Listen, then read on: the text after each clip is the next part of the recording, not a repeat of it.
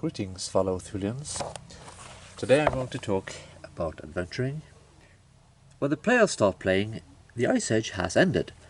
Thula is now free from the icy grip that has exiled its people to the south for tens of thousands of years. The Thulians can finally return to their ancestral homeland.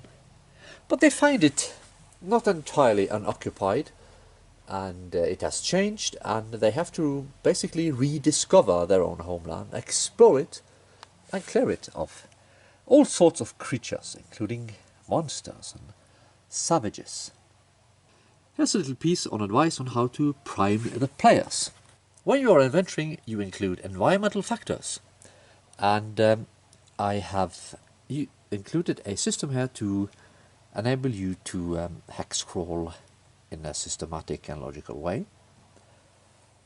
And you have some factors that will influence how much movement points you need to pay to move into a hex, and it's all based on your movement rate. There are rules for visibility when you move around on the map, and in the expert rules there will be maritime travel, but in the basic rules you have land travel, the movement cost, and you also have some hazards that you can run into when you are traveling on land because of different things, environmental factors and so forth. And of course you have underground travel, and likewise you have some hazards that are defined and that you can run into. And you know, it's good to be a dwarf when you travel on the ground or have a dwarf guiding you. You have rules for survival, that would be foraging and such, and rules for how to build shelters. And then you have random encounters. And in ReconQuest you can use your tracking skill to increase your chance for a random encounter. And your stealth skill, that would be dexterity rolls, to avoid being surprised by others, because you use stealth when you travel around and therefore are less likely to be spotted first. When you run into a random encounter, you can run into three different types. You can just find tracks left by other creatures, you can sight other creatures, or you can have a normal random encounter. When you have a random encounter, the behavior of the creature is determined by the type of creature.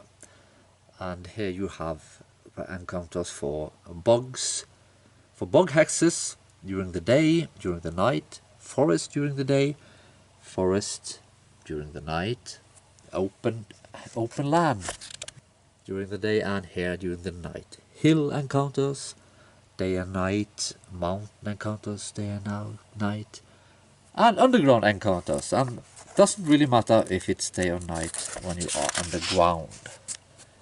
And there are maritime encounters here as well,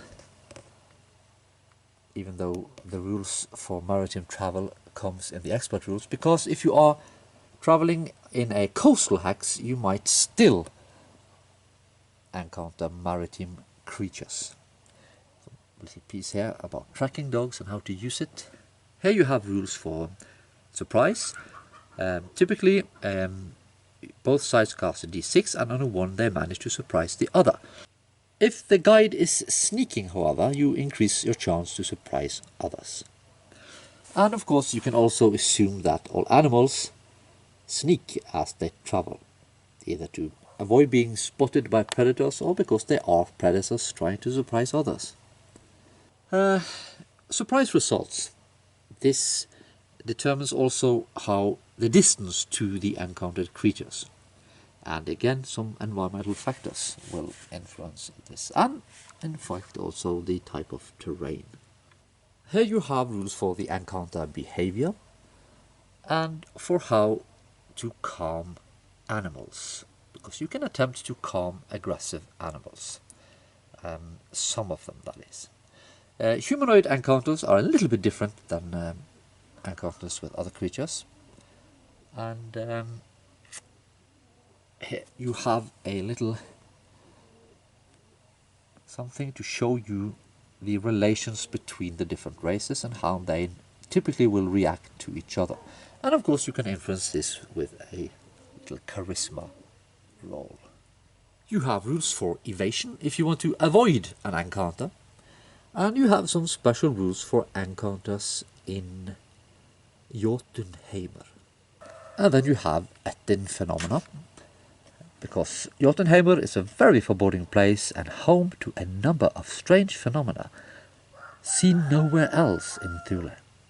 And they appear as from nowhere, without any warning, and you don't always become aware of them until it's too late.